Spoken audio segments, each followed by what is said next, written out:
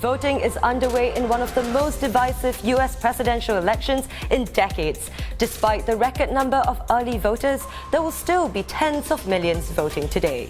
It can take a few days for every vote to be counted, but it's usually fairly clear who the winner is by the next morning. So what can we expect this time around? Here's our US Bureau Chief, Nirmal Ghosh.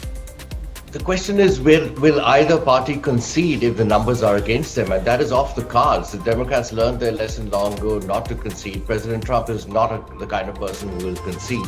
So unless there is a big landslide either way, which is very unlikely, we are going to see a protracted struggle.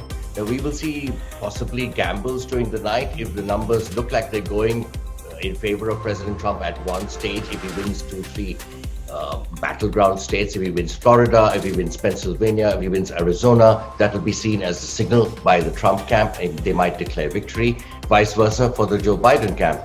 But the question is the mail-in ballots. Now, all eyes are on the mail-in ballots. Now, there's been a record mail-in ballots this time around, almost 100 million. Now, mail-in ballots generally favor Democrats.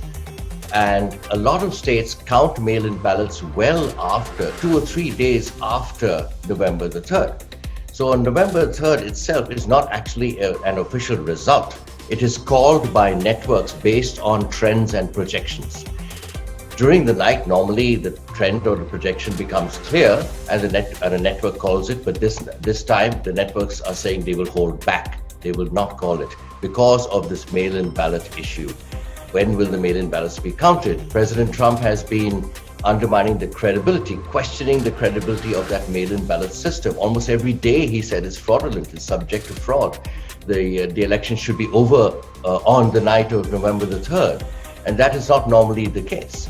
We are basically on tenterhook. Whoever makes the move first will have the upper hand, but there are likely to be protracted legal battles and potentially violence as well, as supporters on either side get riled up and try and make a statement on the streets. President Trump himself has said that he might continue rallies after November the 3rd, which means he's essentially firing up his base.